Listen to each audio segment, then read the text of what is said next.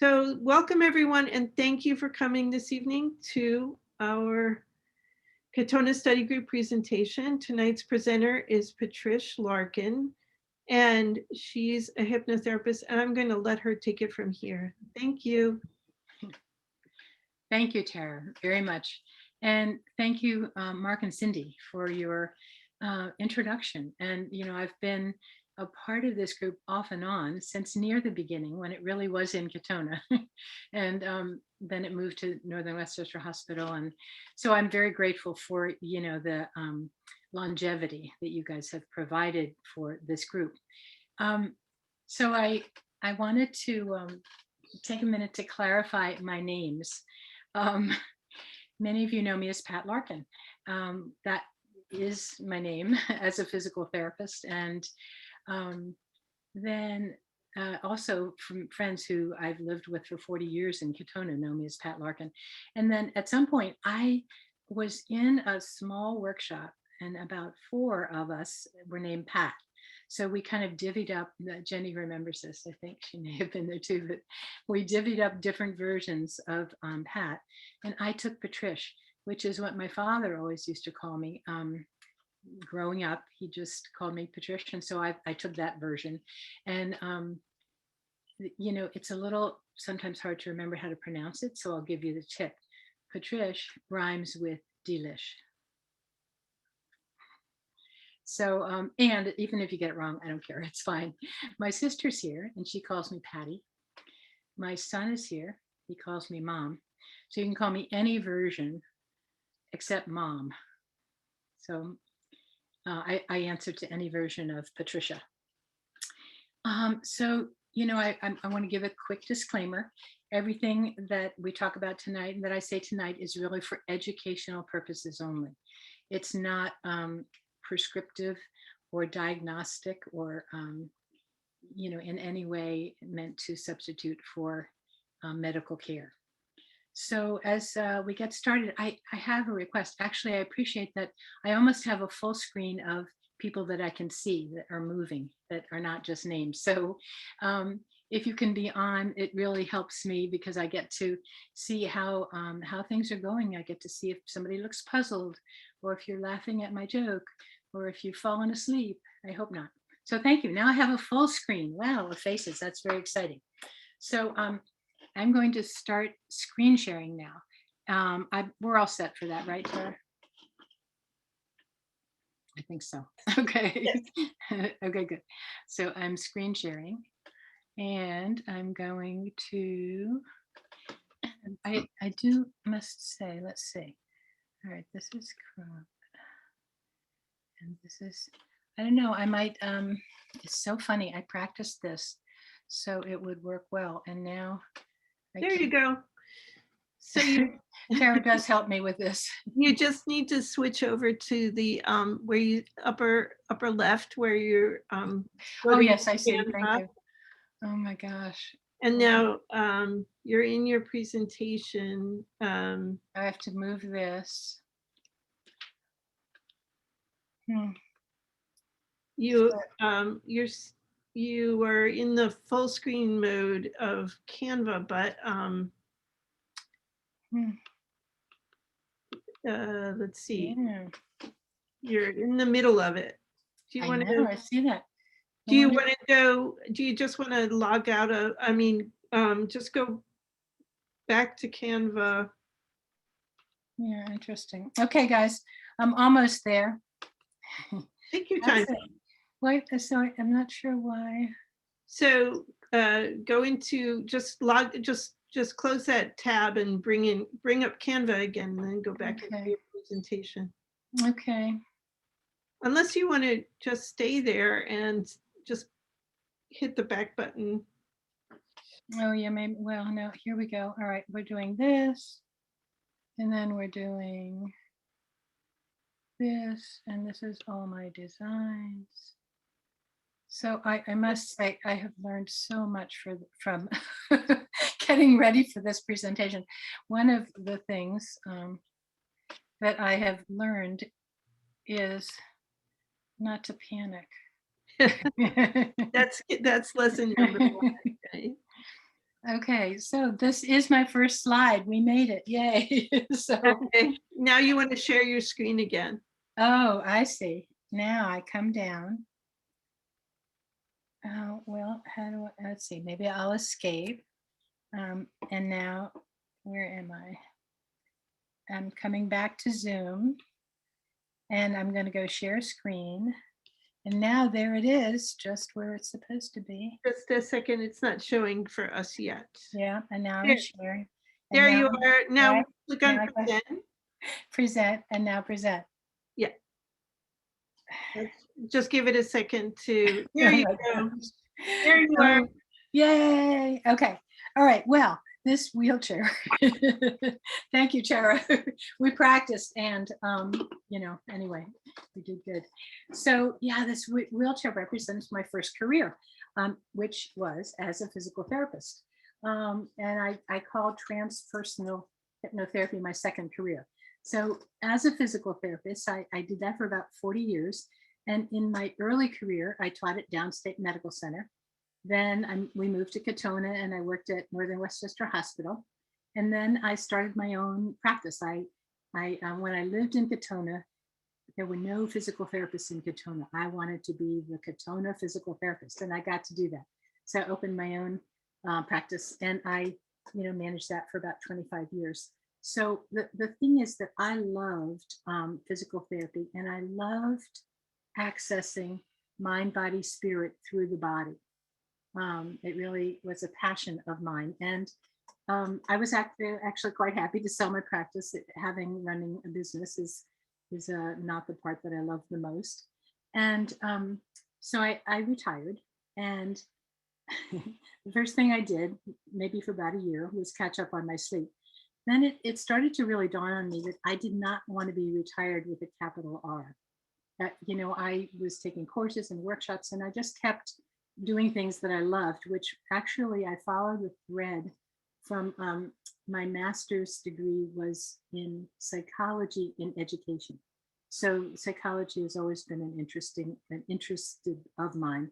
So I became a life coach, and then more recently a transpersonal hypnotherapist. And I'm truly grateful for this second career of mine, because I'm again doing something that I really love and that I know I can offer to help people. It's given me the balance of mind, body, spirit from a different direction, from the spirit really, and through the mind, and of course through the body, because the body is the subconscious. So it's brought everything together for me. So I'm going to tell you a little bit about what we'll be doing tonight. So we'll be starting with a brief grounding meditation. I just want to get us all on the same page or the same ground. And then we'll talk about what, our experiences of spontaneous joy and what could be, sometimes it's hard to find, where's the joy? What could be some of the things that are covering the joy? It's not really gone, it's always there. And there are some, circumstances and habits and conditioning that may be covering it. So we'll talk about that. The subconscious mind plays a big part. And so I call it meet and greet your subconscious mind. It's been the most fascinating thing for me to discover how much I don't know, didn't know, and maybe know a little more about the unconscious. So we'll cover that. And there'll be some opportunities to practice, to actually play with your subconscious mind. So we'll do that. And then by the end, we'll have a top 10 tips for finding joy and thriving through this friendship that you're creating with your subconscious mind. So I will send you the top 10 tips with Tara's help. There are a lot of T's there, either tomorrow or within the next couple of days. So I'll get that, printed out for you. So this,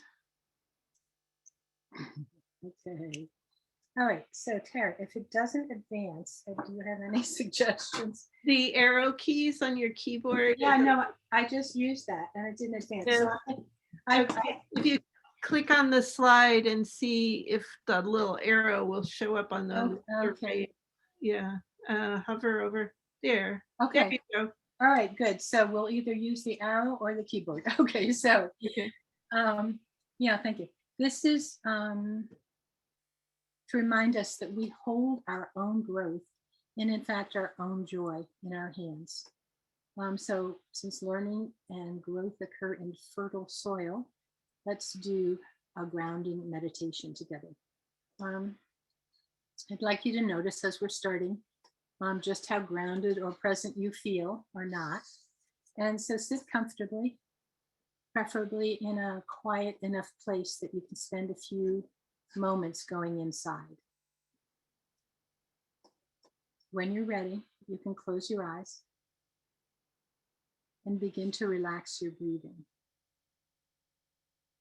Relax into your breathing. Let your belly be soft, releasing any tension around your eyes, around your mouth and your tongue, around your neck. Let your breathing deepen. Let your breath breathe. And now let this relaxation spread like a gently falling feather from the top of your head all the way down through your body to the tips of your toes. Yes, from the top of your head, down, down, down to the tips of your toes. And from your toes, down through whatever your feet are resting on, and down through whatever you are sitting on, and down further still through the floor and the foundation to the earth itself. Feel with gratitude all these layers that are supporting you upon this earth and connecting you with all of it, all the way down your core to the core of the earth. Notice the earth elements, the color of earth, its texture when you scoop it up in your hands, its aroma, and how that changes if it's wet or dry, how it feels in your hands as you watch it flow through your fingers, the sound it makes as it gently falls to the earth. You may not want to taste it, but you could, to know the earth with all your senses. Silently offer a word or a sign of gratitude for this ongoing, ever-present, unfathomable support of the earth given to us freely. And now allow your awareness to gently rise up once more into your physical body. And from this grounded place, take a moment to feel the joy that you would like to experience from participating in tonight's session, Finding Joy. Feel it, sense it. See joy in as much detail as you can. I have a friend who says she wants a God she can taste. Perhaps you want to taste your joy as well. And now bring that sense of joy into your breath. And after a few more breaths, when you feel ready, gently open your eyes. That's right. Perhaps stretch a little bit if that helps you feel present.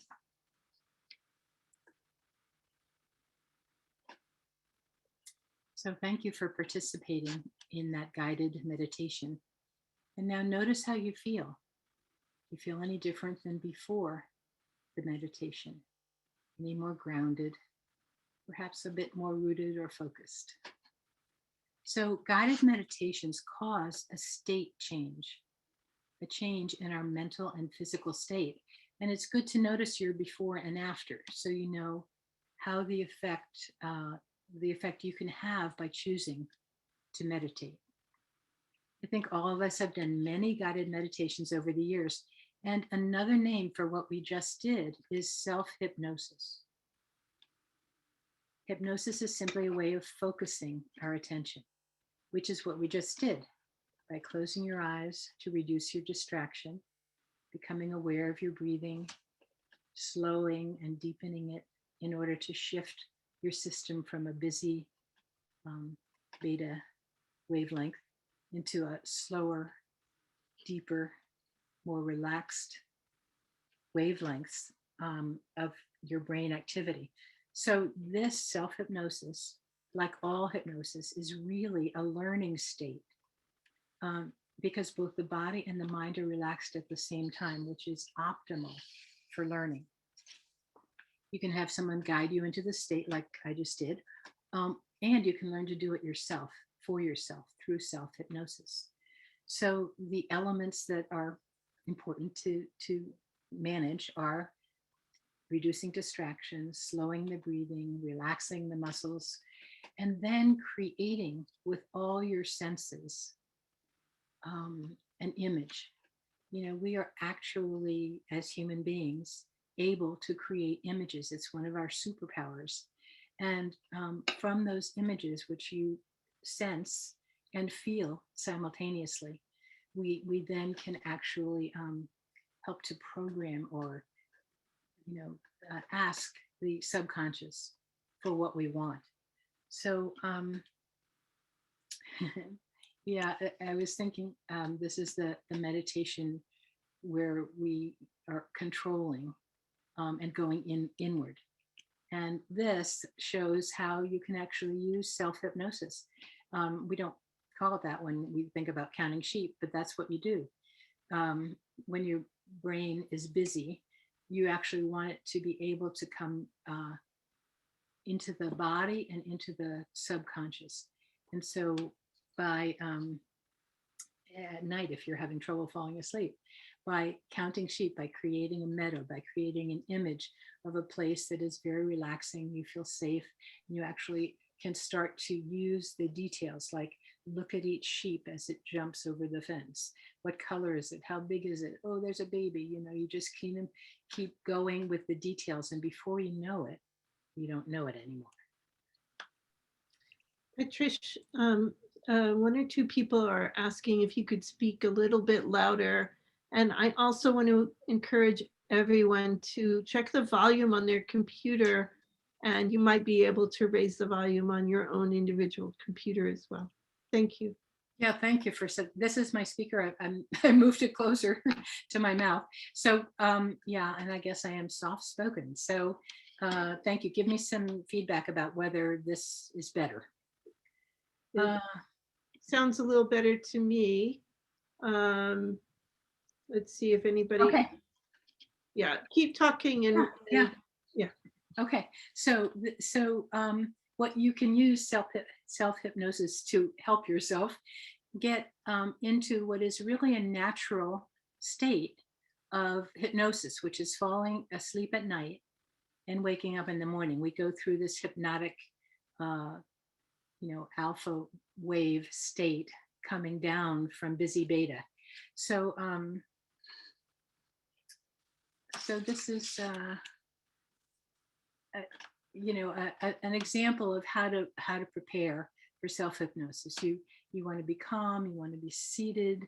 You want to, he looks like he's ready, like he's happy to engage in really, mind altering experience of changing your own mental state. So, as I mentioned, we go into this state naturally when we're falling asleep, when we're waking up, when we're daydreaming. How many people have gotten home and didn't know how you got home? You just were on automatic, unconscious, because really your unconscious is capable of doing that. It does that for us. It's always, we humans at one time had no consciousness. We were not aware of being aware. And little by little, it emerged as our brain evolved. It's actually thought that it was a result of a fluke. mutation in that allowed some prefrontal cortex connections that enabled us to actually remember the past and to project the future. And so the unconscious is very capable of walking us around through life without, fortunately, without conscious thought, trying to figure out how to do it. So you also may be lost in thought. This is a time when time seems to fly. I can't believe it's been hours. Time alters. So this could be considered our doorways to the subconscious, to this relaxed learning state that we can get ourselves into. We're aware and relaxed. And now, some people feel that they cannot be hypnotized. I appreciate that. And what if all of us have already been hypnotized? And I'll explain what I mean by that.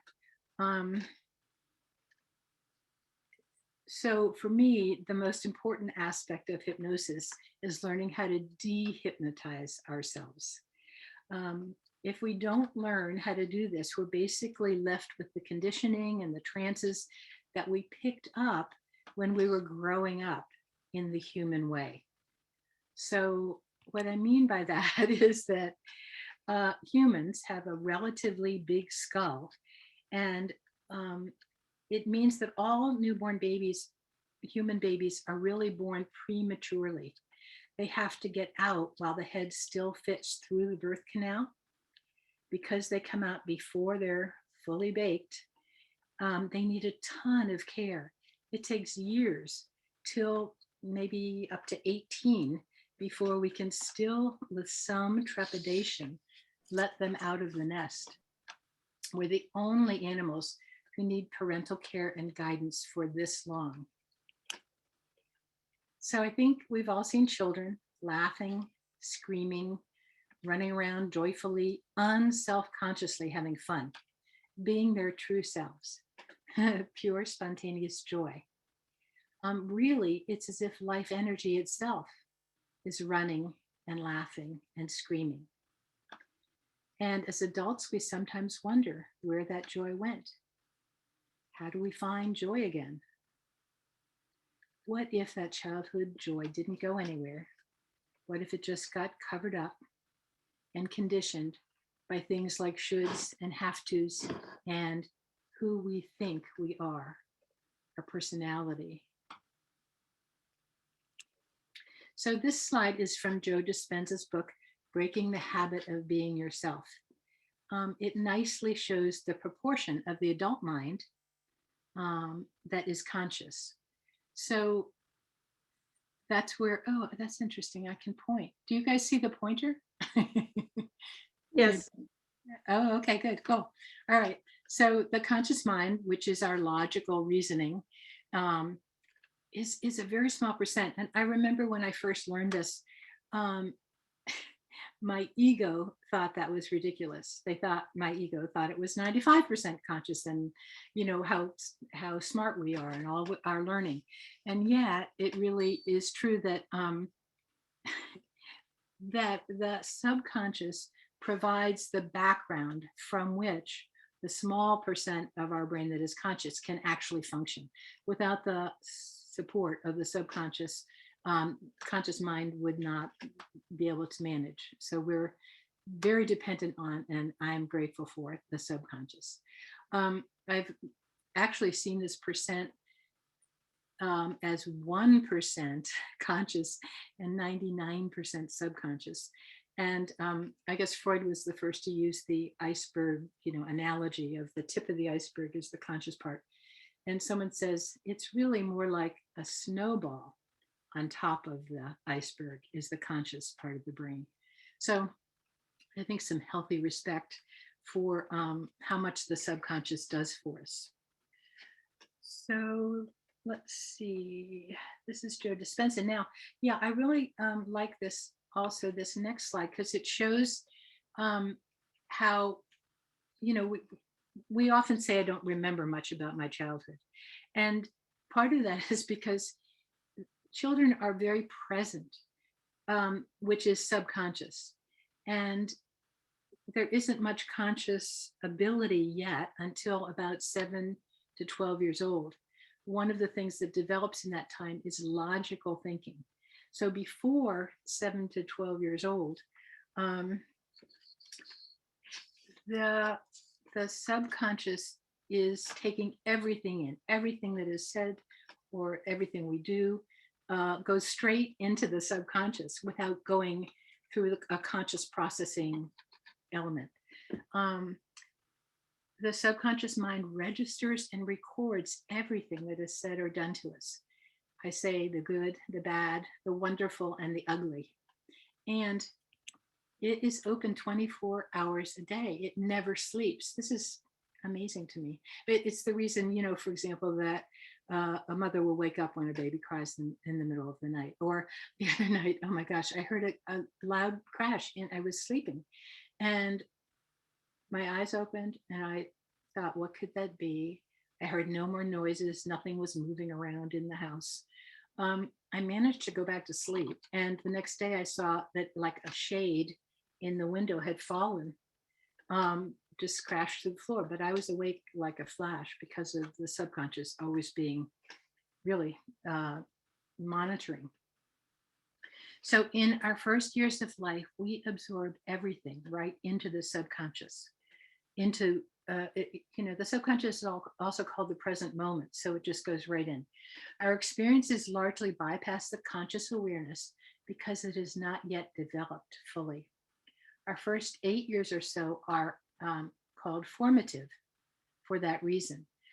This is before critical thinking has developed. And so there is no way to block harmful and hurtful things that are said or done to us in these first 7 or 8 years. Anything said or done to us becomes who we think we are. It takes two things for ideas to become beliefs. One is repetition, or even without repetition, vividness. If something is very vivid and dramatic, it can become a belief in one repetition. So we believe things like, I'm bad, nobody loves me, I'm no good, I'm broken, I'm stupid. We absorb what is said to us by the big people. And if you think about it, big people are giants. I mean, if I was in the same proportion to something else that I was as a child, it's just amazing. Before kids even come up to your knees, we are huge. So, and the brain that we just looked at is like a sponge. We cannot question the giants logically. We don't have logic. They're simply right. And it's actually existential. It's like they have to be right. We subconsciously know that we cannot take care of ourselves at age 3 or 4 or 5. So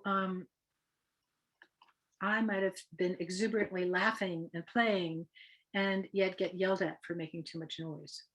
Or I'm told to sit still, moving around too much, all this exuberant natural energy.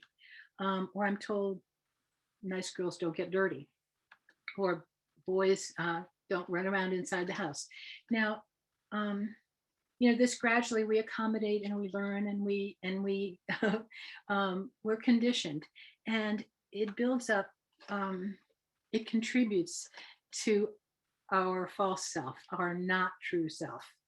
I remember Billy, my brother, Judy remembers this too. We had a family joke when Billy was growing up. He thought his name was Billy No.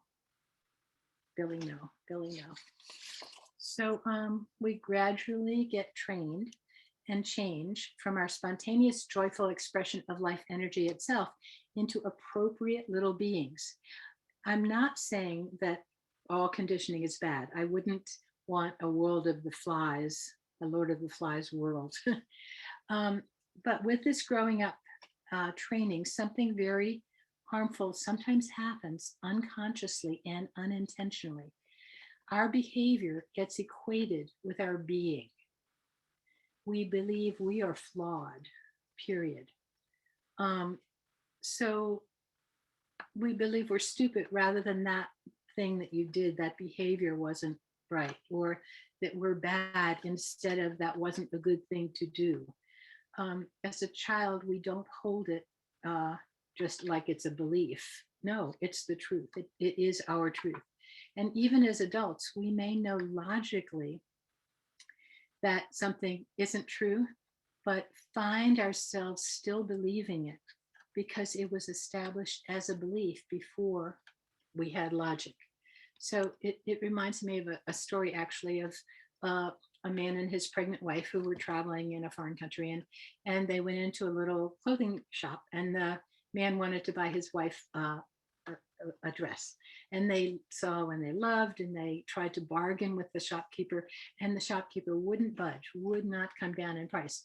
So they left, and they were walking down the street, and pretty soon the shopkeeper caught up with them, and he said, wait, stop, I want to give your wife this dress.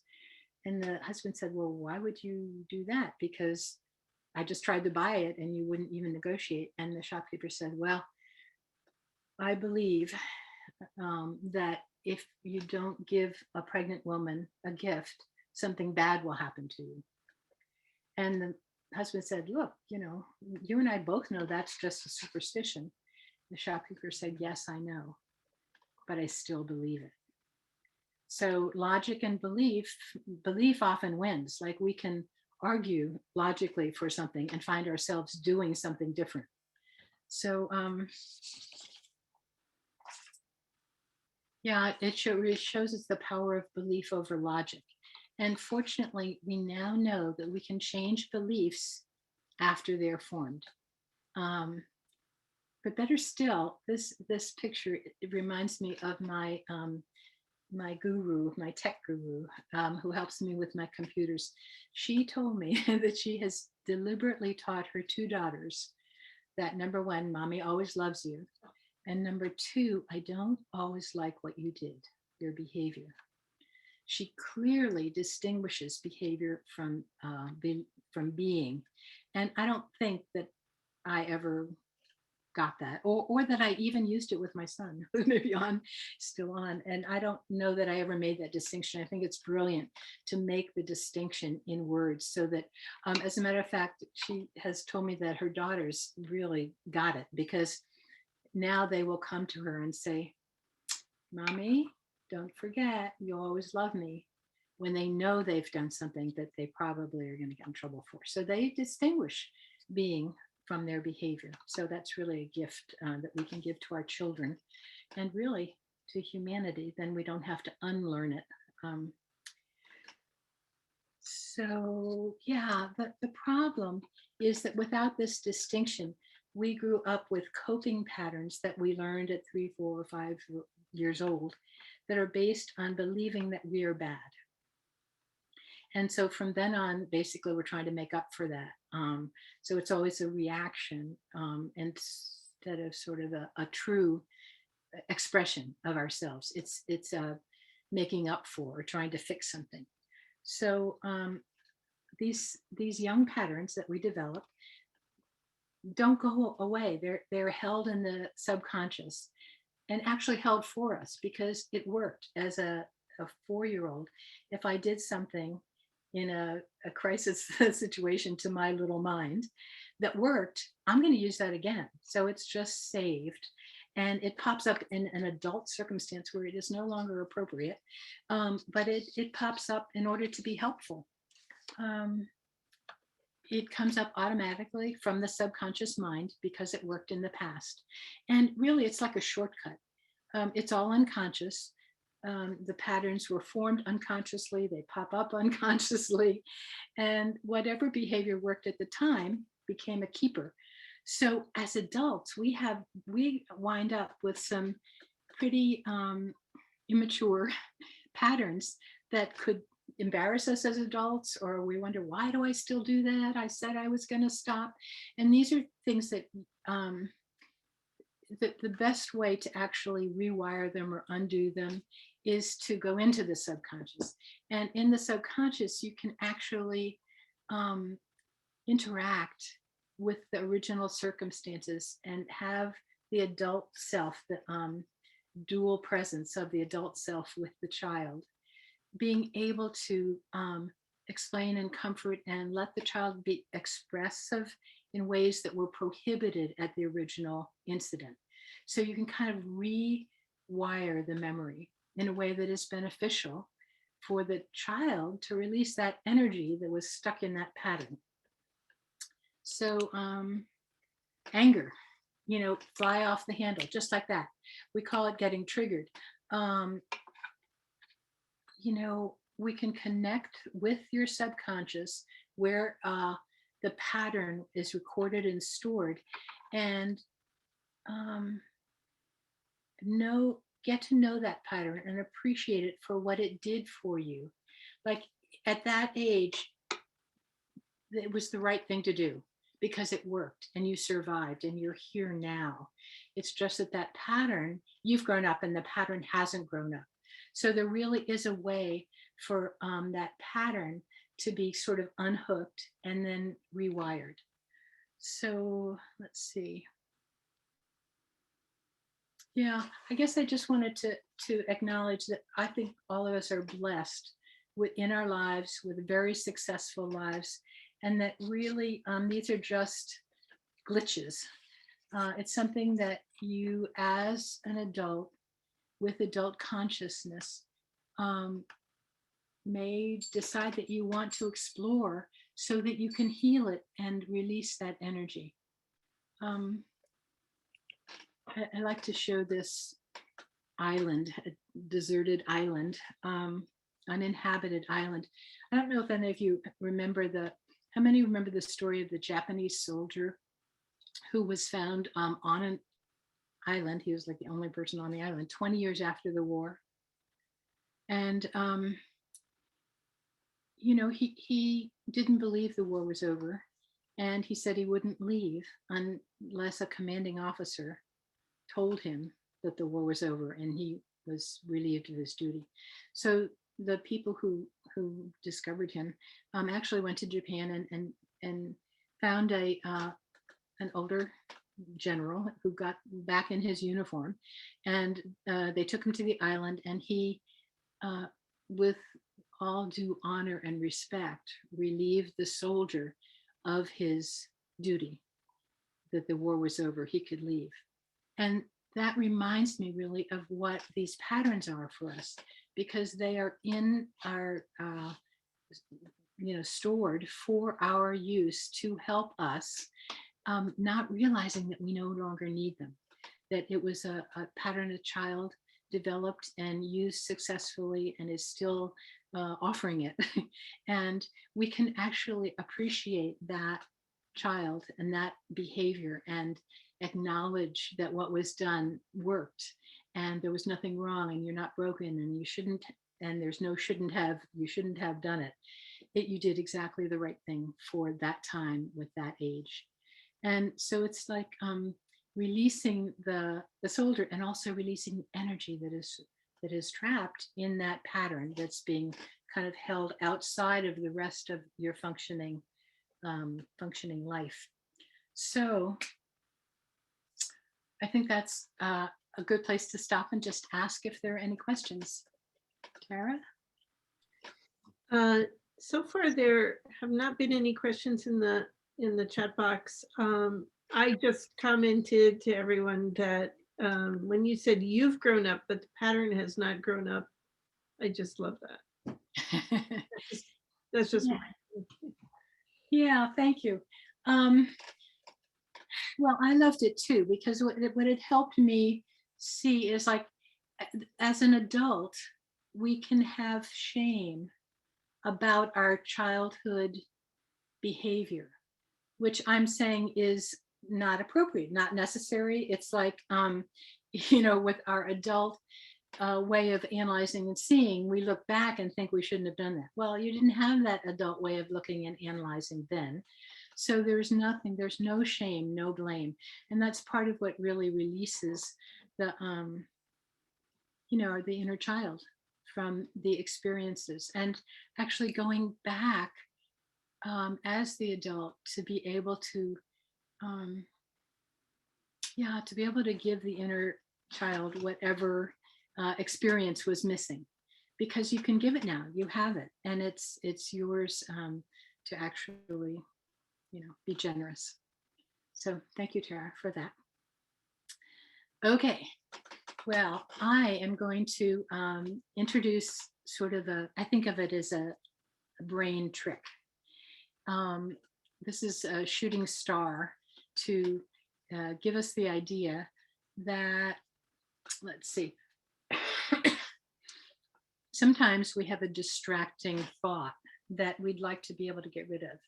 Just shoot it away.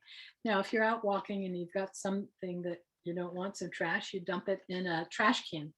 And what if you could do that with a thought that you wanted to get rid of? So I'm going to teach you a brain trick.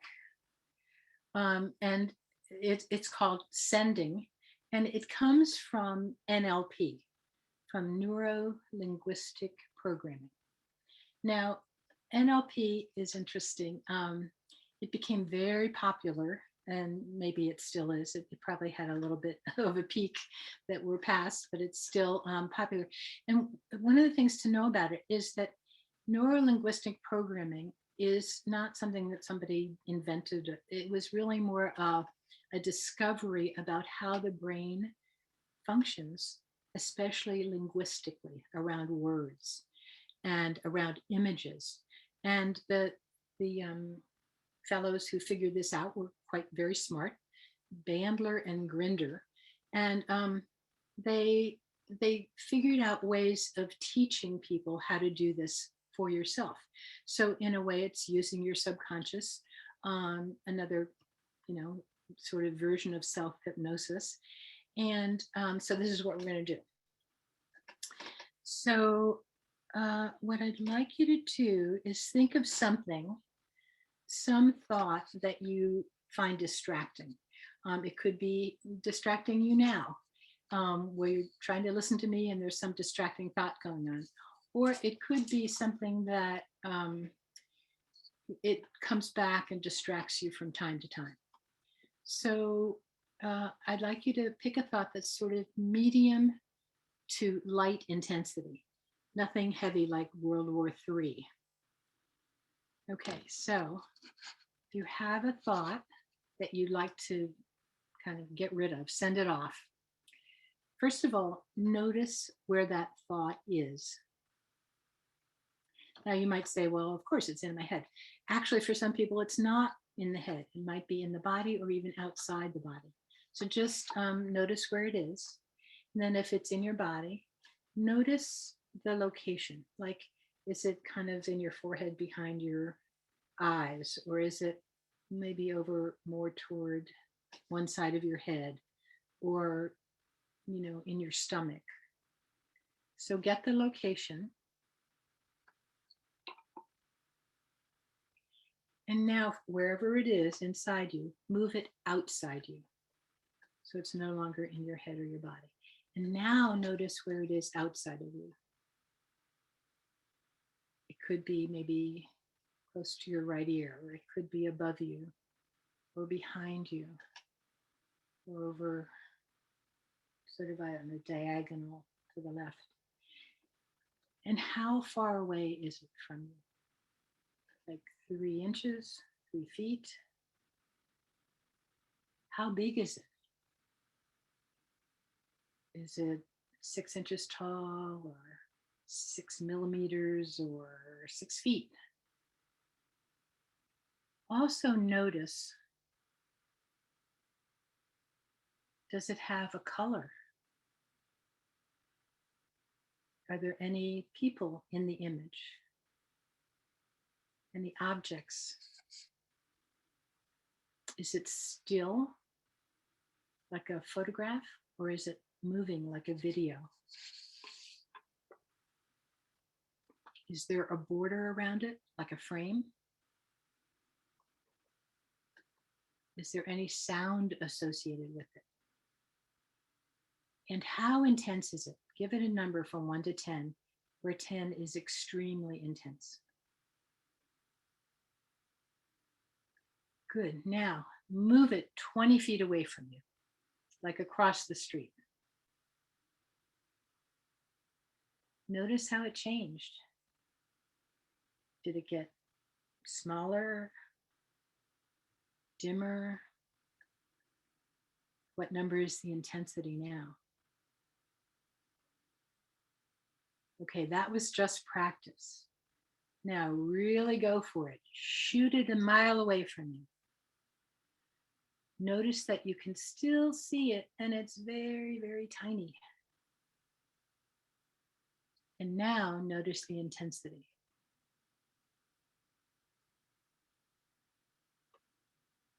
Good. So I'd love to hear some comments about how that went for people. You can come back. If it worked, hopefully it worked, and you could see how you have control over thoughts that seem to be in control of you. And I call it a tool. You can put it in your toolbox. Patrish, there were a couple of questions that came up, and I don't. Now's a good time to ask. Sure. And you can always say, we'll get to this in a minute. But someone asked, what do you do when you realize that you find yourself running childhood patterns, and how can transpersonal hypnotherapy help? And another person asks a very similar question. How do you enable people to let go of their patterns? And that's good. So I may have you repeat it, but what's come to me so far is that, what we're doing now is logically thinking about our problems and how could I possibly handle this problem. Mm-hmm. When you're in hypnosis, you're really in a different brain state. You're in a brain state where your logical thinking is very relaxed. Mm-hmm. You're still conscious, you're aware, you can speak, you can hear, and so you're actually in a position where you can interact with your subconscious to ask it questions, to find out more about, what the subconscious can tell you about the situation. Like we have our conscious memory and how we remember it. Every time we remember something, the memory actually changes. We change the memory. So in the subconscious, you can get to sort of an awareness that we don't have when we're trying to figure something out mentally. Is there anything else, Tara, about that question that I didn't? Just, and how do you work with people in your practice to help them release old patterns? Yeah, well, so it's really interesting. Hypnosis, we think of it as being only when you're deep in a certain brainwave state, but it turns out that words are hypnotic. And I'm going to cover this some more later. So even talking, like if someone says, oh, I really have to get that job done. Now, we all may have said something like that. But interestingly, if you look at the words have to, those are words that occurred when we were told you have to behave, you have to do your homework, you have to eat your, dinner. So have to is a way of forcing. So when I say I have to do something, I'm trying to force myself rather than, being connected with what I want and desire and saying, yeah, I really want to finish this before 7 o'clock or whatever. So even in normal conversation, it's called conversational hypnosis. We are dealing with ways that we have been hypnotized, can recognize and can resolve. So I first work with speaking, with listening, with asking what the problem is, with, getting really my sense of what the problem is for you.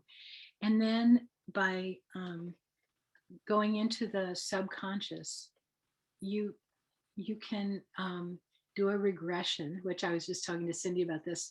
When people say past life regression, they usually mean before this lifetime.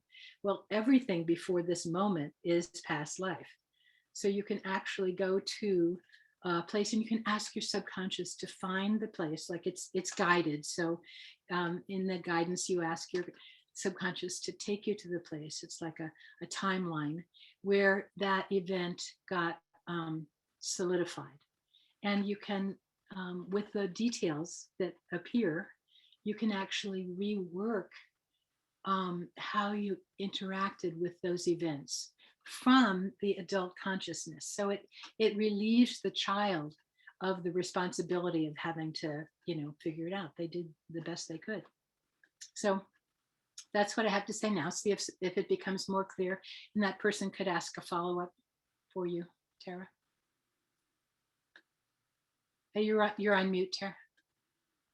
Thank you. So someone just asked, are we going to do any more exercises like the excellent one that you just demonstrated that will help diminish the power of a negative thought? Are we going to do any more tonight, or well, can you suggest? Yeah, I mean, I am trying to give a variety of types of experiences of how you can work with your subconscious. And I would love to hear from that person or anyone else. They said it was an excellent experience. So it sounds like it worked for them. So I would love to have anybody give you feedback so I could, hear how it went for people who experienced that. Okay. That was my comment and question. I really thought it helped reduce the power of a grudge that I was holding for many years.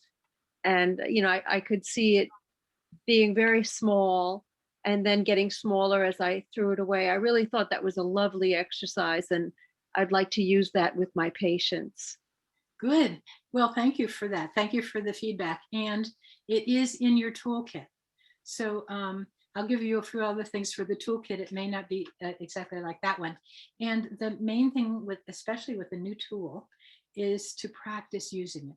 So I'm glad you said that you're going to use it for yourself and your patients. Good. Anything else right now, Tara? Kelly Lamb, can you unmute yourself and go ahead and ask your question? Hey, Kelly. Hi. Sure. Hi, Patrish. Hi. That was a really interesting exercise. So the experience I had was, as the thought was thrown more far away, I actually experienced a sense of grief, because I think I linked that to safety and to love. That's great. So I got to actually experience like the kind of like the old benefits. Yes, exactly. And I really appreciate you sharing this, because it brings up, like, for whatever age you were when that pattern got established, grief is a pretty hard thing to experience and let flow as a child. And now as an adult, I think you can, I'll just say a little bit about feelings and emotions. Feelings are things that, like grief, that have an energy, and that energy flows and it comes and goes by itself. So by feeling it, letting it flow through you, you actually released it. Now, emotion, a distinction that I like to use, is that emotion is if you kind of grab hold of the feeling and say, yeah, and it was so terrible, and I can't believe they did this and that, and you kind of build on it. It's like this expression that I just learned. Emotion loves itself. It kind of feeds itself, and can make it last longer than the natural flow that the feeling would take by going through you. So it sounds like you let grief flow through you. I did, yeah, and I felt it felt very scary at first, but I actually felt a lot lighter afterwards. And yeah, my posture felt a little bit straighter as well. That's great. And I love that you said that it felt scary at first, because for a child to feel that, all you can do is shut it down. How can you handle grief if you aren't being supported at the time? So now it flowed. Good for you. Thank you. Anything else? Okay. So All right, so I'm going to talk a little bit more about transpersonal hypnotherapy. And let's see. I love this, and I have the I'm attributing it to the author. It's in my next slide, but these are the different wavelengths of our brain waves, and the top one is our waking consciousness. That's the top of the iceberg up there, and it's very important, and there are actually different levels of beta. I call busy beta the level that is so high that it's tense. It doesn't, it doesn't really allow even for a lot of creativity because of the tension. So there's sort of an optimum level of beta. And then alpha is where we start to bridge into the subconscious. Beta in this example is considered the collective subconscious, like in Jung's analysis or interpretation that all consciousness is connected, and that there is a level of the collective subconscious that we can tap into, especially through archetypes. And then delta is the very deepest, and delta, for example, is where we go in our deepest sleep at night. So let me just catch up with myself here. All right, so the brainwave states actually coexist. There isn't like one pure, you're not in pure alpha or in pure theta. And it's a good thing that they blend, and you can, because there are elements of each of the levels that are very useful, even when we're in the subconscious brainwaves. They coexist and they interact, and the combination we want is where we are conscious, alert, and relaxed. So that's really the state that we go into when we go into a guided meditation into the subconscious. So this is the, I don't know. I thought anyway, so I don't see that the book that I was going to show you, the author of, I copied it because I can't pronounce all the names, but I'll tell you now that what I'm doing tomorrow and in the next, or over the next couple of days, is I'm going to compile a bibliography. I'll give it to Tara, and she'll, get it out to everyone. So you'll be able to see the sources for some of the references that I'm giving. So,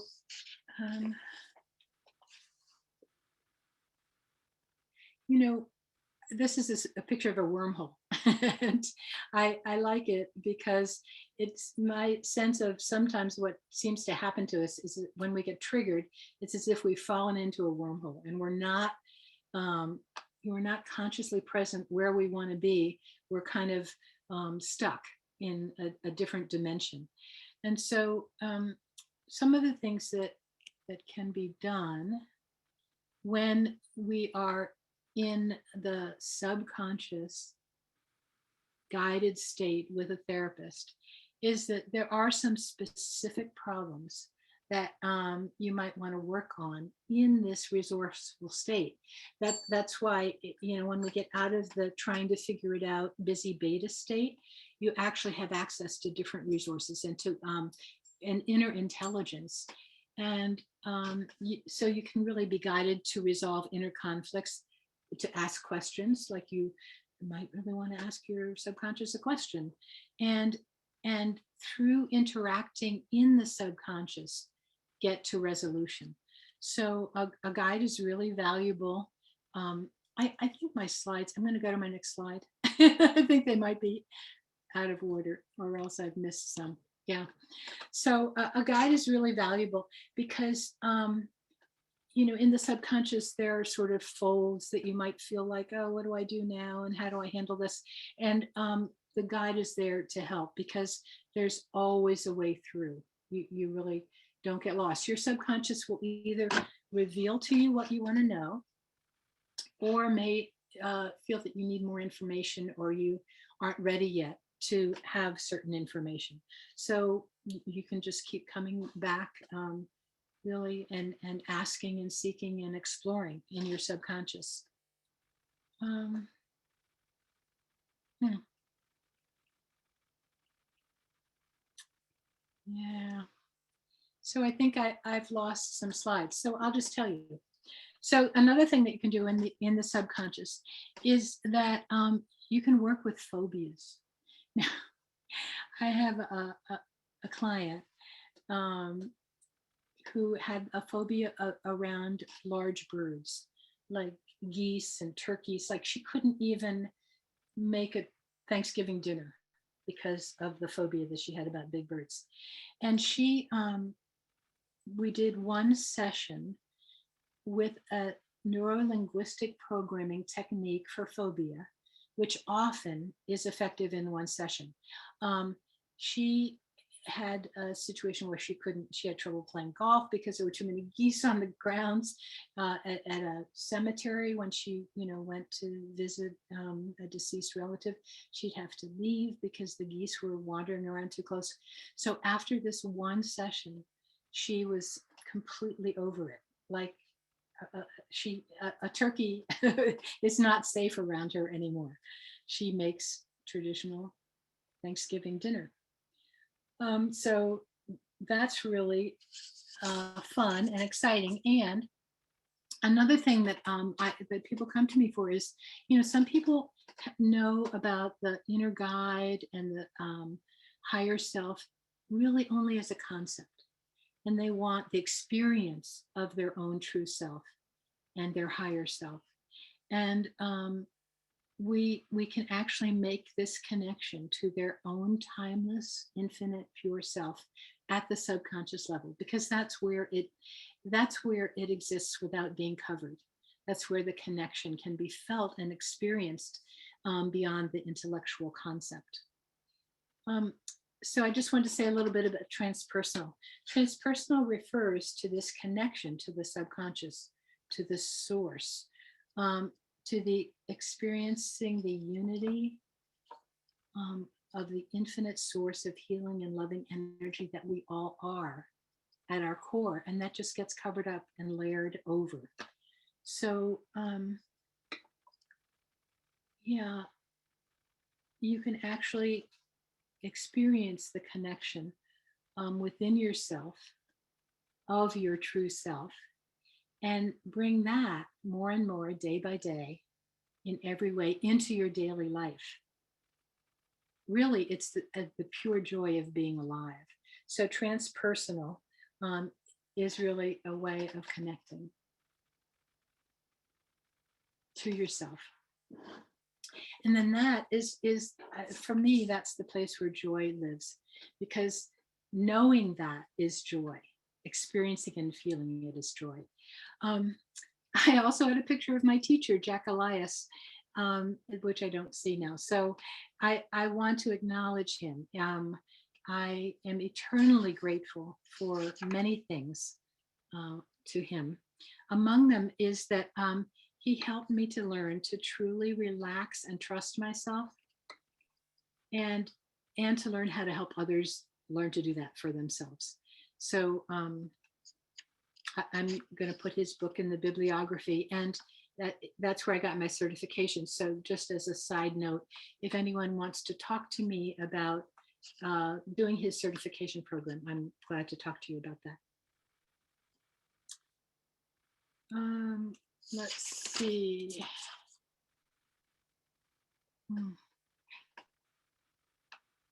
Yeah, so Jack talks about how one reason we humans are so susceptible to this kind of trance that we go in and out of all day. When we say we want to wake up, waking up to me means being awake, being not habitually subject and unconsciously going through life. So we're so susceptible to going into trance because we use words, and words are hypnotic. So this is where the letters in the head come in. Our words are really instructions to the subconscious. So unfortunately, we usually unconsciously tell our subconscious what to do. which doesn't work very well, because then we we aren't paying attention to what we're telling our subconscious to do. And the subconscious is a faithful servant.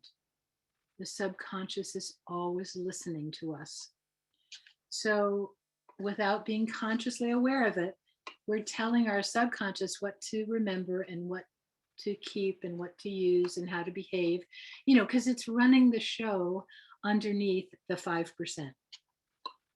So we do this through words, whether we're thinking them or saying them out loud.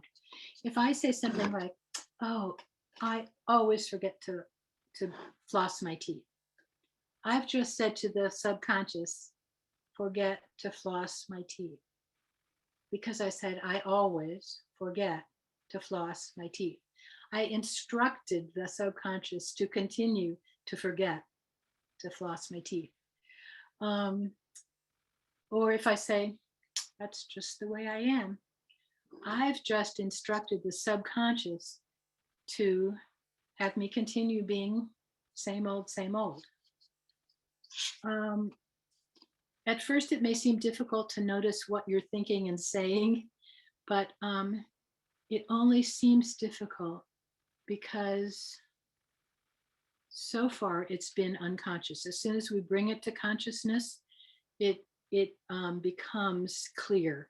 Like if you think of asking a fish, how's the water? The fish says, what water? I don't know. It's like, it's just unconscious. So we can actually learn what we're swimming in. We're swimming in the unconscious that comes out of our mouth and that we say to ourselves in our brain. And the reason I think it's really important, and it's really being kind to yourself, because you're giving yourself a conscious life instead of an unconscious life. I'm checking, Tara. Let me know if there's anything else.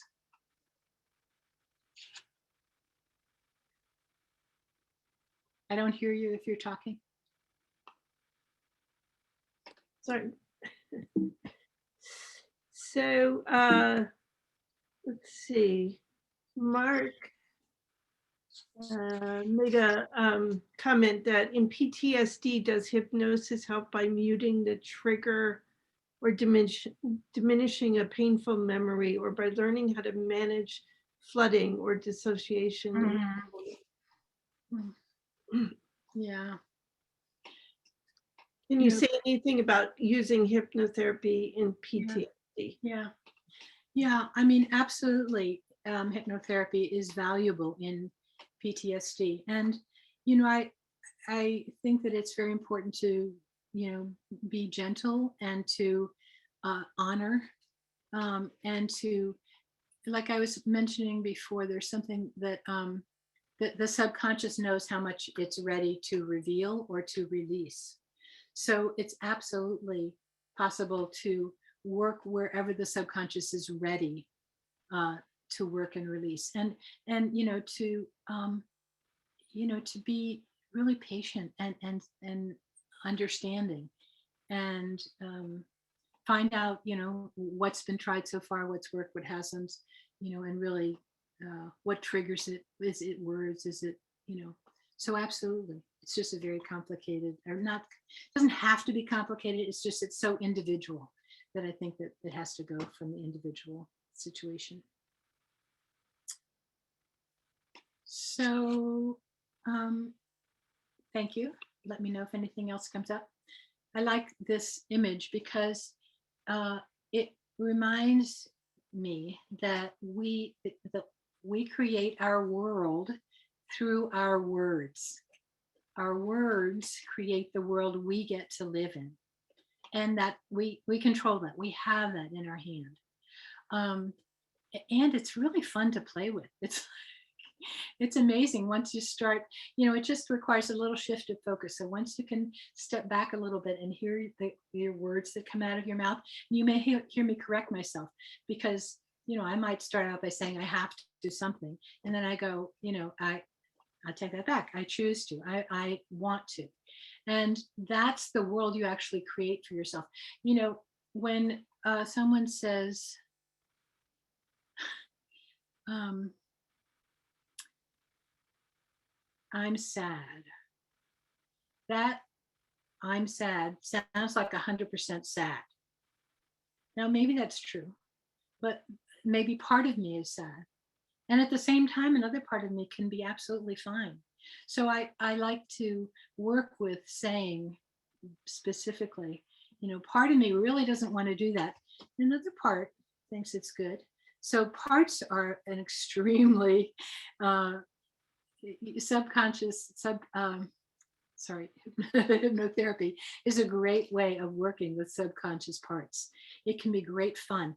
And the other thing to keep in mind, it's like all parts of us have a positive intent. Even a behavior that seems really outrageous and bad, there was a positive intent that is still running, and that's why it keeps the program going. So getting down to that in the subconscious and finding out from the part with respect and honor what is the intention that you have for me by behaving this way. And then there's something under it, if you had that, and something under it. And it always comes down to a pure positive intent originally. And then from there, you can actually negotiate. The parts can cooperate. It can learn to cooperate and agree that they have a positive intent that they can work on together, for our benefit. So that was a little side light there. Okay, so our words create our world. And with just a little shift of focus, you can become better and better at noticing and choosing the instructions you're giving to your subconscious. It helps to have some understanding of how the subconscious works. So I'm going to give you a few tips. The subconscious mind is the present. So only use present tense. For example, if I'm setting a goal, instead of saying, I will such and such, it's I am, because will is in the future and I am is right now. We know that life, even though it's a noun, is a process. It's like lifing or living. And so use process words like I am becoming better and better. So becoming is a process. It continues through time. The subconscious doesn't understand negatives. If I say, don't forget where you put your cell phone, the subconscious hears, forget where you put your cell phone. So, I've trained myself to actually tell myself I'm putting my phone by the sink. Now, later on, when I forgot where my phone was, I asked my subconscious, where's my phone? And it says by the sink, because I told it what to remember. So learning to work with your subconscious this way is really fun. So it's a relationship, and any relationship takes time and attention. And it's really well worth it, because it's being kind to yourself to choose your words and your world wisely. So I'm going to give you a little gift. This is from Emile Couillet. I don't know my French pronunciation of that, but he was a French pharmacist and a psychologist, and he died exactly 100 years ago. So this is something else for your toolbox. He was world renowned as someone who instructed people in how to work with their subconscious mind for their highest benefit.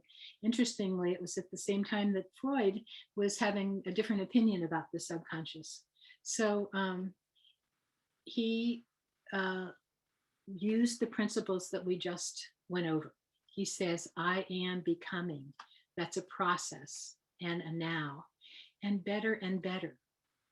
So it's open-ended. There's no limit to better and better. And the way he taught this to his clients was to have them say this out loud to themselves 20 times. I count on my fingers. He said you could use a string with knots in it, or you could use a mala or something. So I just count. And and to do it at night before you go to bed and in the morning. I've been doing this for over a year, and I just want to say it works.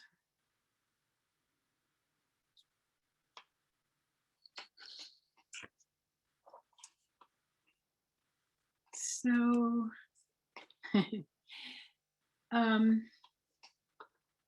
think my biggest breakthrough in working with transpersonal hypnotherapy for myself has been in becoming my own best friend.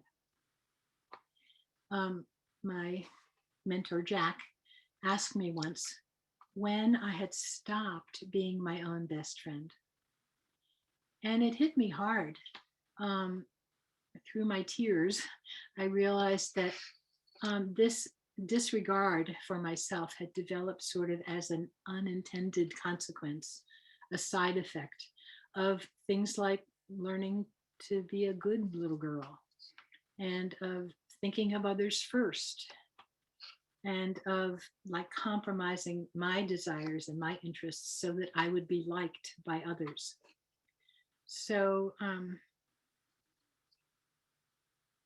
by learning to be my own best friend, I think of myself, and anything that benefits me benefits all. One of the prayers that I say really is, may my every thought, word, and deed contribute to the highest benefit of myself and all beings. And a friend said, well, why don't you just say all beings? And, you know, I realized that the conditioning is thinking of others and excluding ourselves. So by saying myself and all beings, I'm specifically acknowledging the benefit for myself and all beings. Patrish, could you just repeat that prayer one more time? So I'm putting it in the chat. May my every thought, word, and deed Yes, contribute to the highest benefit the highest benefit of myself and all beings. of myself and all beings. Thank you for doing that, Tara. And yes, go ahead. Well, it's, as far as I know, it's a Buddhist aspirational prayer. Mm-hmm. And Beautiful. yeah, what I've noticed for myself, I had some thought that I thought, oh, that's really horrible. And then I realized, oh, even that, may even that contribute to the highest benefit, because it's my every thought, word, and deed. And it doesn't mean I have to be perfect. It's like even my, imperfect thoughts, words, or deeds contribute to the highest benefit. And the other prayer was every day, in every way, I'm getting better and better. Right? Day by day, in every way. Yes, I'm day by day, in every way. I'm becoming. And I'll just mention, the subconscious likes rhymes, so day and way, and wordplay, alliteration, becoming better and better. Didn't John Lennon compose that song? He taught Sean Lennon to say that prayer every day, I think, something very similar. Maybe. I don't know that. And it's absolutely possible. Something very similar. Yeah. So this is just sort of starting to wrap up here. As I mentioned, I think I mentioned in the beginning, yes, I did. So I think our mission, should we accept it, is to learn to de-hypnotize ourselves and to help each other through this critical transition that we find ourselves in as members of the human species and as world citizens. So de-hypnotizing ourselves includes working through our problems, our dilemmas, any indecision, shame, blame, emotions, limiting beliefs, confusions, anything that you ruminate on to the detriment of your joy. All of this can be worked through in transpersonal hypnotherapy. The list of mental maladies may seem limitless, and yet it's pretty simple. Anything that interferes with your own exuberant, joyful expression of life itself deserves your attention and care. So this is me. If you could put that in the chat, I'd appreciate it, Tara. Findingtruejoy.com. And then /call is to have a free consultation with me. You would use the /call part, or it's also in my website. If you go to my website, you can find the, book a call with me. And so it is a free consultation. And the other thing that I'm offering is 20% discount for anyone who's here and participating tonight, and also for anyone you refer to me within the next month. So I hope you have enjoyed this. We can talk a little more. This is just the end of my slides. This one reminds me to stop talking and to come off of sharing slides. That was really beautiful. Someone asked, I'm sorry, I lost my train of thought for a second here. Someone wanted to know if they could watch the recording tomorrow. So what I will do is, I'm not sure I'm going to get the recording out to you tomorrow, but within a week of that. And of course, Patrish might be able to download it herself and have it on her website. There'll be a limited time when it will be available.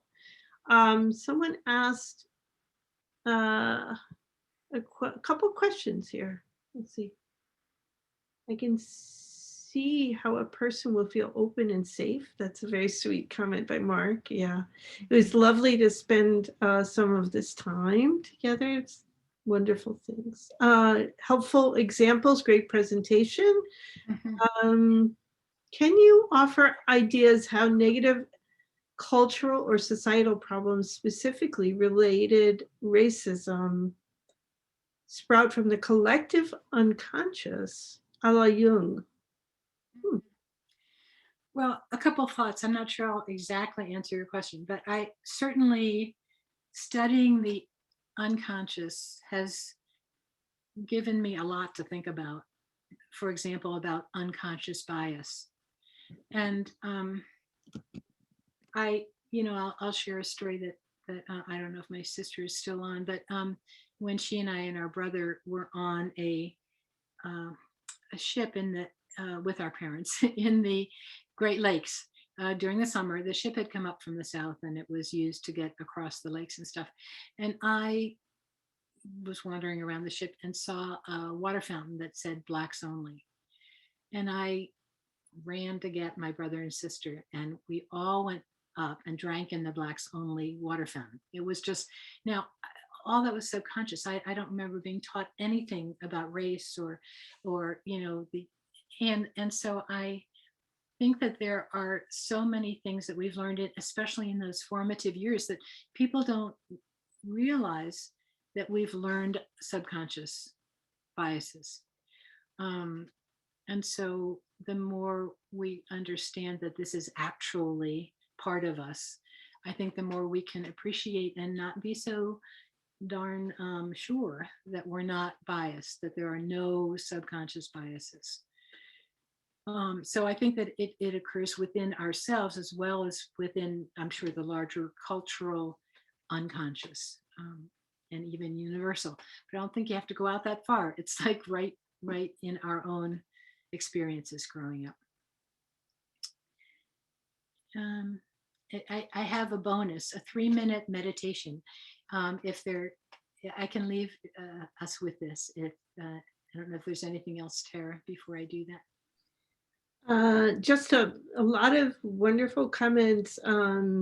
It's a beautiful thing when you share your own experience, like you were saying before, that you needed your own healing Nice job, very clear, great examples. Oh, I'm wondering how you actually work with clients. Do you work is there just one session, or are there several sessions that do you recommend meeting over several months or several weeks or several years or? Right. Okay. So yeah. So actually, aside from phobias, which can be worked within one session, I recommend at least 3. The first session is, really getting to know you and you getting to know yourself. And then whatever your experience is, you get to work with that and come back with questions for the second session. And then the third session, is really, a way to wrap things up. I think the best is a 10-session package, because then you get into working without worrying about how many sessions are left. You can really get deeper and then expand, and you can stretch the sessions out as long as you want. So 3 to 10 is my recommendation. Wonderful. Anybody else have questions? Oh, I guess I'll also just mention, hi Liz, hi. I'll just mention that that I was working on Zoom before COVID and Zoom works great. I've learned a couple of tricks, like, to be sure that you've gone to the bathroom before we start and that your dog has gone to the bathroom before we start, things that could interrupt a session, but it works very well. Liz raised her hand. Yeah. Go ahead. Liz, Hi, you Liz. unmute? Yeah. Okay. Yeah, I certainly want to thank you, Patrish. I thought, as people have said, you're easy listening and just your voice quality. At first, I had little trouble hearing too and checked my machine. But I could hear the safety, the gentleness. It's all okay in your beingness.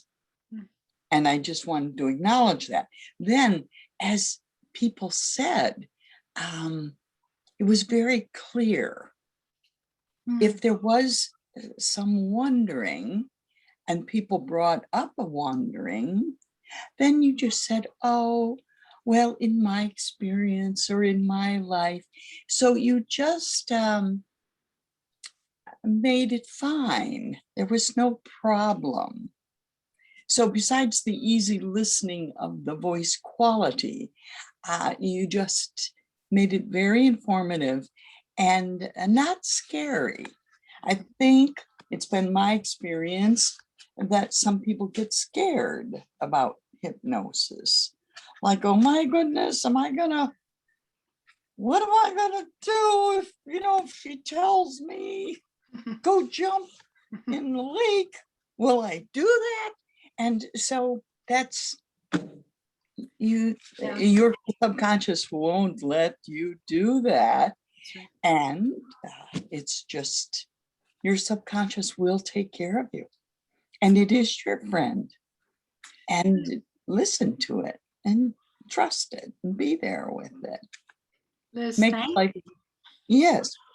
Thank you for demonstrating that you got it. Yeah. You certainly did. And I want to, again, thank you, as I have privately, for being here with me tonight on your birthday. Yes. So happy birthday, Liz. Thank you. Thank you. Thank you. Happy birthday. Oh. I have a question here. Do you offer training? Do you teach others how to practice hypnosis? Well, I would teach you self-hypnosis for sure.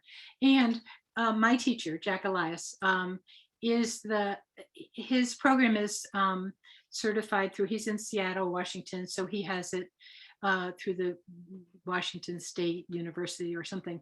So that, and it's a real, it's a significant program. So I'd be glad, as I said, to talk to anybody who's interested in pursuing. I think his program is wonderful because all hypnotherapy programs do not include transpersonal. And to me, that's the key.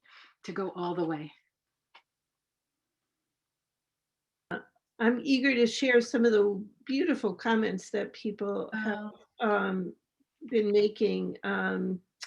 And I will, of course, save this transcript and give it to you from, Okay. from the chat. But there's a lot of very nice comments coming in. Thank you, thank you, thank you.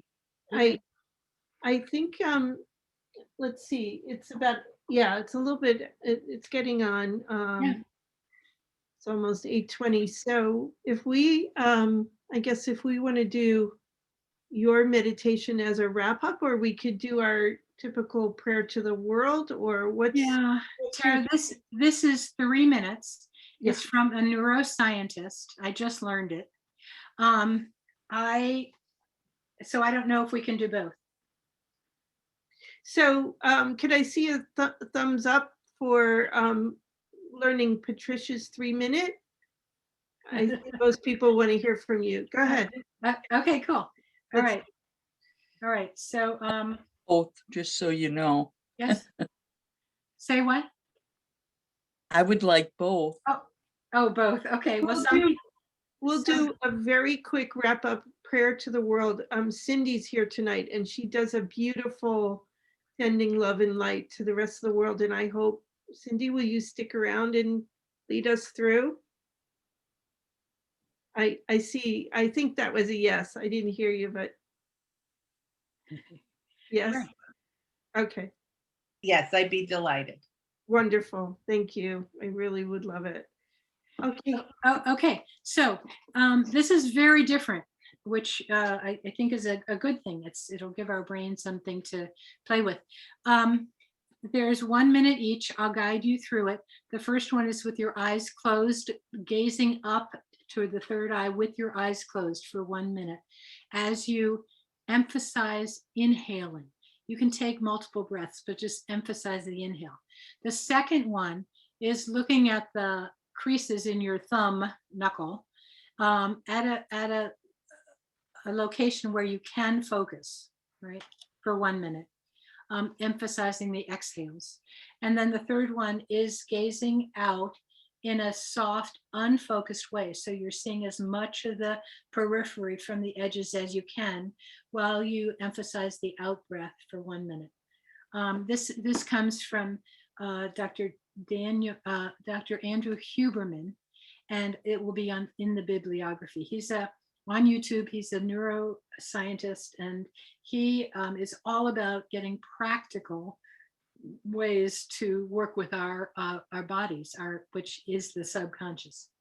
Okay, so close your eyes, stare up with your eyes closed at the third eye, emphasizing breathing in, staring up, rolling the eyes up with your eyes closed, breathing in longer than your out breath, staring up at the third eye,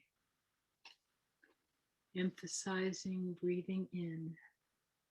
This is the direction of alertness when you emphasize the in-breath. Emphasizing breathing in, 20 more seconds. Breathing in, staring at the third eye location inside at your forehead, inside. And now open your eyes and put your thumb up so that you can see your knuckles, so that you can see and keep it focused. Now you're emphasizing the out breath, emphasizing the out breath, staring focused at close range, emphasizing your out breath.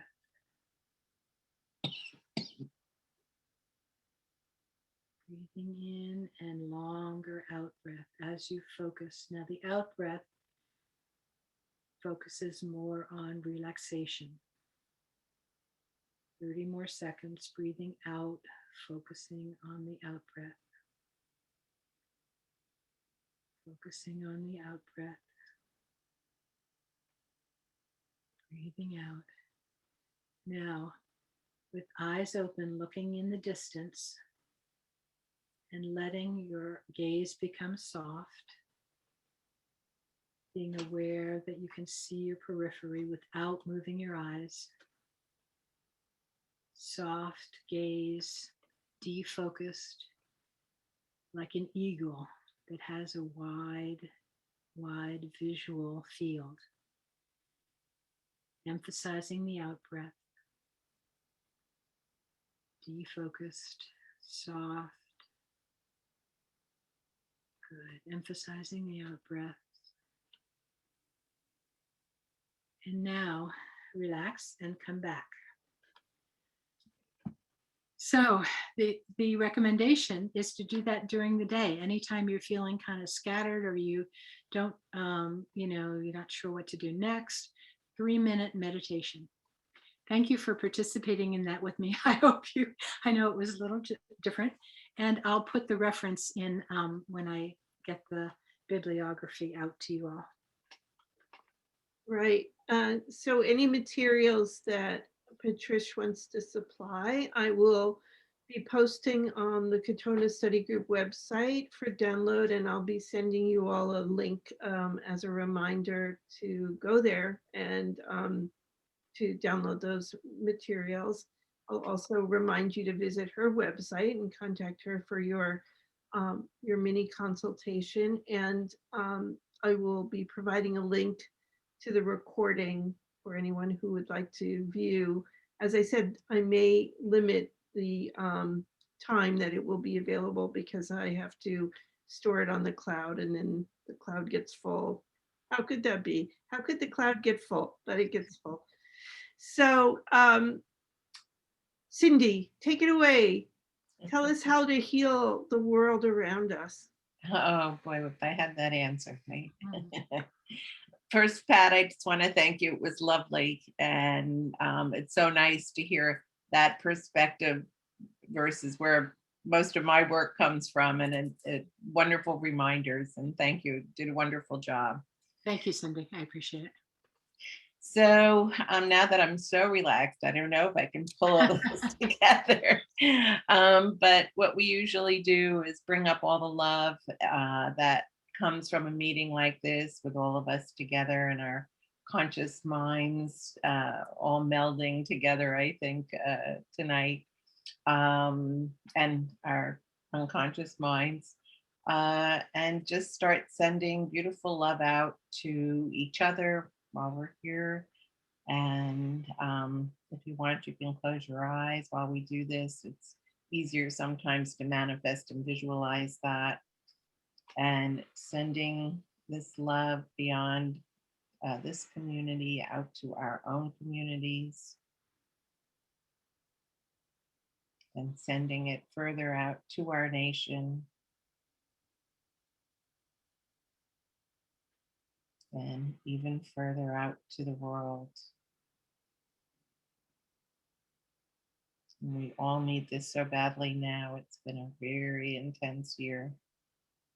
And I feel like some wonderful news that's just come through with the Floyd decision, that perhaps there's a shift in bringing more love and tolerance to the world. So I'd like to send that out as well. And our healing and loving energy to all those in pain and suffering. And to anyone specific that you know who needs that kind of care.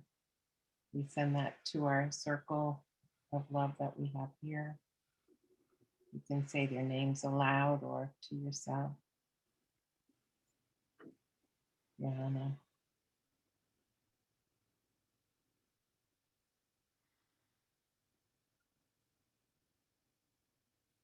Maureen.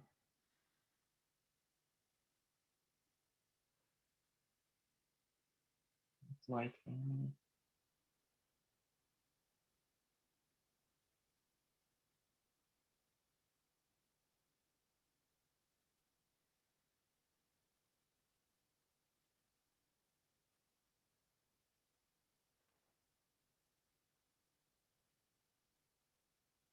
And it's such a pleasure to get to meet all of you. Thank you so much for continuing this group and continuing wonderful education that's coming through all the wonderful healers. Thank you, Mark, and thank you, Tara and Bonnie, wherever she is, and everyone bringing the group forward. My love, I miss you all. Cindy, this is just wonderful. And I just want to thank everybody for coming. And Pat, you were just superb. And, your own personal healing, whatever your journey is, comes through so strongly. It makes me just want to come towards you because there's such a healing inside you that creates a kind of an invitation for others to heal. I just want to say that. And I just want to also say to the group that we are a community. The world is thin on community, and we are a community at the Katonah Study Group. And please join us monthly and add your voice and add your heart. Thank you. And I want to remind everyone, visit the website, submit a proposal, refer friends. We're growing. We've actually grown in the last year. We have more participants than ever, more attendees than ever. We're so happy about that. And we're loving giving these presentations, and we hope we can continue in the future.